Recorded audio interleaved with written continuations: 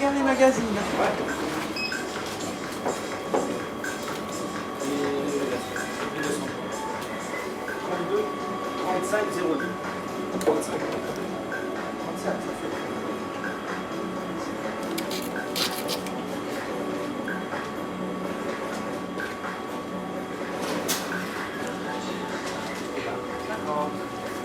Merci. Bonne journée. Bonne soirée. Au revoir.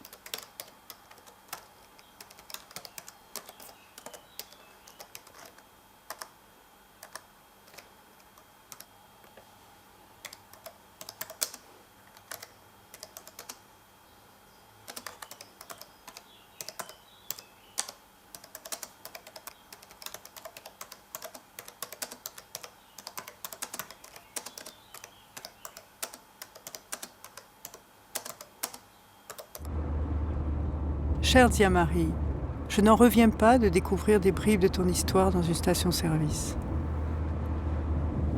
Alors je me retrouve, ce 10 mai 2011, moi, une de tes arrière-petites-filles, à traverser la Corse, pour aller dans ton village, Castifao, dans notre village, comme si tu allais tout me raconter.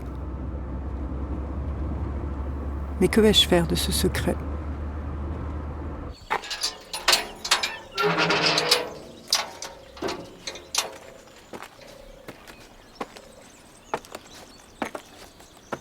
Chère Diamari, je suis là, à la recherche de je ne sais quoi.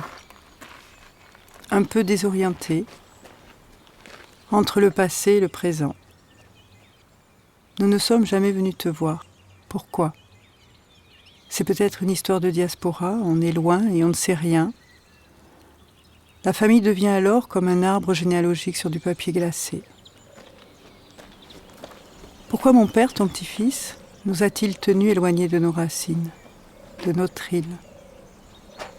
Lui, si attentif à nous faire découvrir le monde.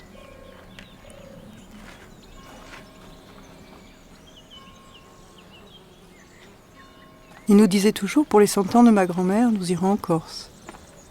Et puis tu as eu 100 ans, tu es morte, et l'on a connu la Corse l'été d'après. J'étais ado et je n'ai pas vraiment compris. Tu n'étais plus que ce doux visage sur le médaillon de ta tombe blanche.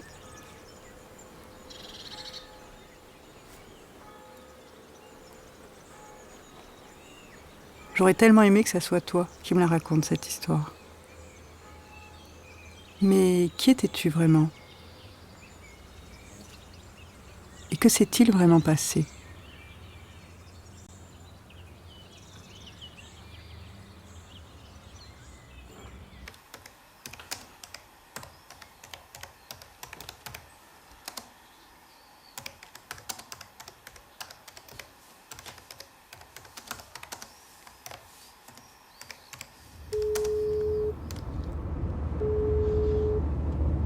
Bonjour, vous êtes bien sur la messagerie d'Henri Parcy. Je suis momentanément injoignable. Veuillez laisser votre message après le bip sonore.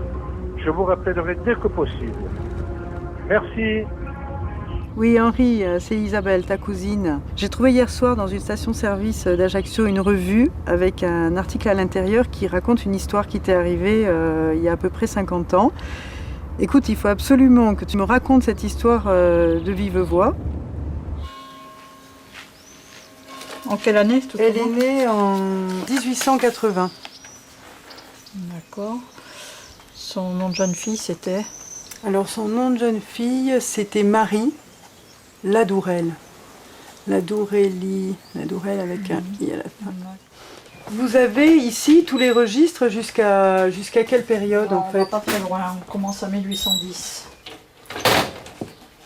1810, avant, on n'a plus rien. On n'a plus les registres d'avant. Ils ont été détruits? Il y en a quelques-uns aux archives départementales. Et les nôtres ici, ils ont été chapardés. Alors, Marie Ladurée, et voilà. Tu l'as trouvée? Alors, ouais, Elle est tout au début la loupe, hein. du manuscrit. A comparu le sieur Ladurée Thomas et nous a déclaré que sa belle-sœur, femme légitime de Ladurée Énéas, a accouché d'un enfant qu'il nous a présenté et qui a été reconnu être du sexe féminin, auquel il a été donné le prénom de Marie. Donc c'est bien elle. Mais je comprends pas, La mère, là, elle est où? Et la mère, donc elle a été rajoutée à côté, parce qu'apparemment il avait oublié. Rosemarine et Salvette, c'est ça? Oui, c'est bien elle. C'est bien elle. Décédée en 79. Il avait oublié la mère. Apparemment il avait oublié, oui. Si je veux retrouver par exemple quand est-ce qu'ils ont acheté leur maison, à qui elle appartenait avant, il faut que j'aille où? Il faut aller aux hypothèques ou au cadastre de Bastia, aux archives. Dis à Marie, voilà les casées sopranes, ta maison, ce fier casone qui domine le village, ta maison comme une mémoire.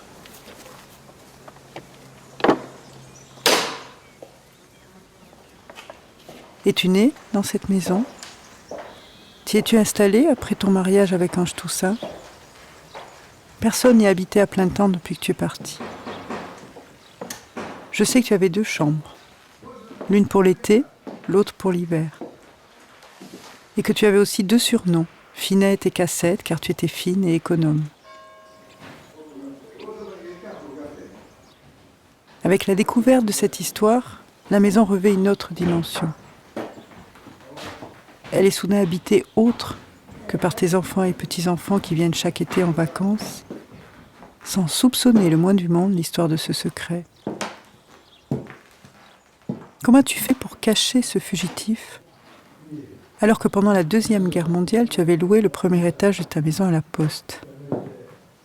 Tout le canton passait alors par là, faisant des casées sopranes le dernier salon que l'on cause. Mais qui était ce fugitif? Avais-tu conscience du danger que tu courais? Quelle était la réalité de ce danger?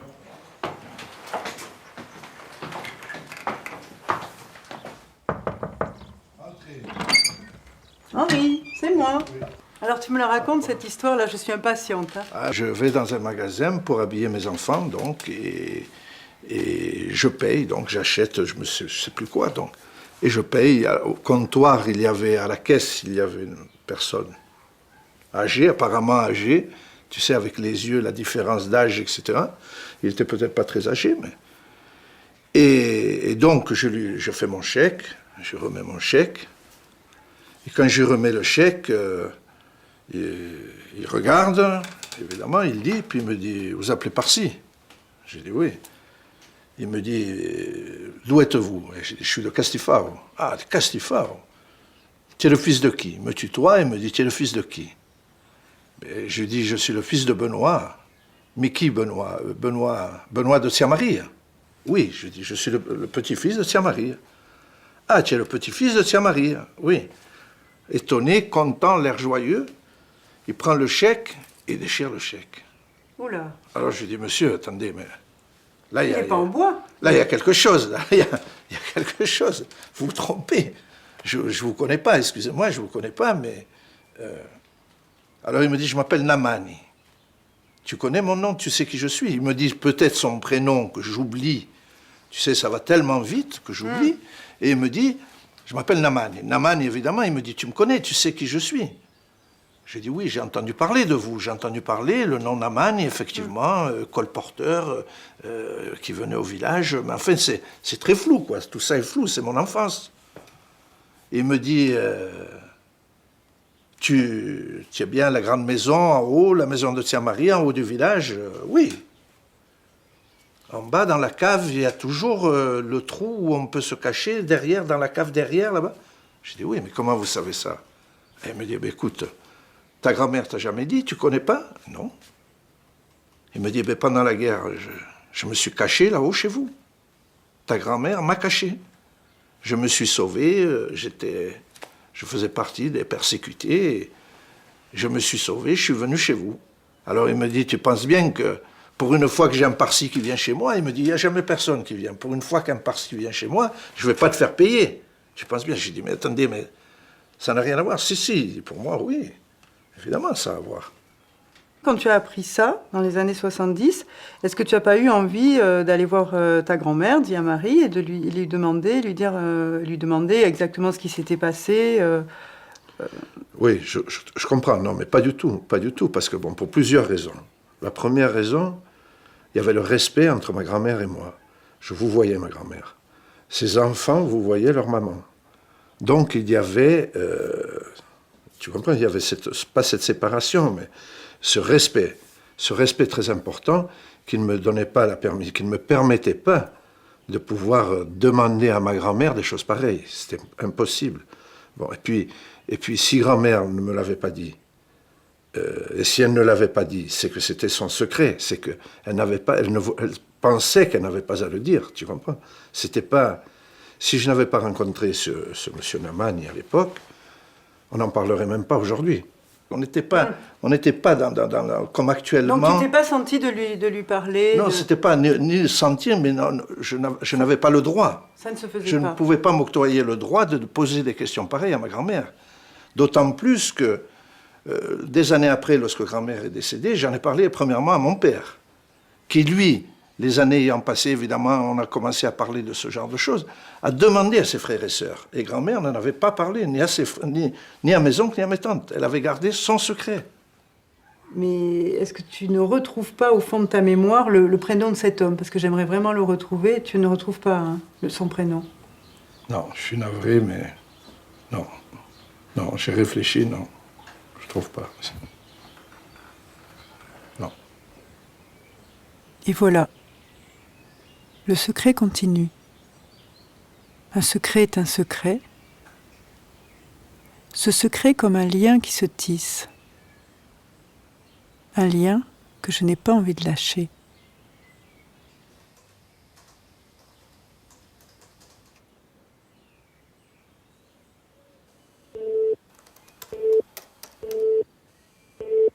La ligne de votre correspondant est momentanément suspendue. Votre appel ne peut pas aboutir. La ligne de votre correspondant est momentanément suspendue. Allô? Allô, oui, bonjour madame. Je vous appelle parce que je suis à la recherche de gens de la famille Namani. Pourquoi vous recherchez la famille Namani? Alors, je vous explique. Je recherche la famille Naman, en fait, parce que j'ai appris il n'y a pas longtemps que mon arrière-grand-mère, donc Tia-Marie, du village de Cassifa, aurait hébergé quelqu'un de la famille Naman pendant la Seconde Guerre mondiale. Ah ben oui, ça fait plaisir, parce que justement, moi aussi, j'aime bien savoir l'histoire de la famille, donc... si vous voulez, écoutez par téléphone, non, mais si vous voulez, on peut se rencontrer à l'Oustérie.